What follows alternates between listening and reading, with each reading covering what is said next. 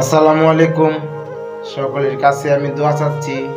আমার প্রিয় মুর্শিদ কেবলা আল্লামা হাফেজ ওলিউল্লাহ আশিকি হুজুর অসুস্থ আছেন। ওনার জন্য সকলেই দোয়া করবেন। আল্লাহ পাক যেন ওনাকে সুস্থ করে দেন এবং মাঠে ময়দানে যেন আবার সুন্নিয়তে খেদমত করতে পারেন।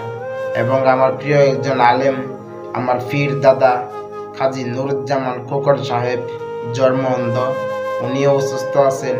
আল্লাহ পাক যেন দয়াল নবীর উসিলায় সুস্থতা দান করেন। এবং আমার প্রিয় ভাই মুফতি খাজা ইমরান শাহ বিন জিয়াদি হুজুরের আব্বাজান শেরে মিল্লাত আল্লামা গাজী এম.এ. মান্নান জিয়াদি হুজুর অসুস্থ আছেন, আইসিইউতে ভর্তি আছেন। সকলের কাছে দোয়া চাচ্ছি। মান্নান জিয়াদি হুজুরের জন্য দোয়া করবেন, আশিকি হুজুরের জন্য দোয়া করবেন, আমার পীর দাদা কাজী নুরুজ্জামান খোকন সাহেব হুজুরের জন্য দোয়া করবেন ইনশাআল্লাহ।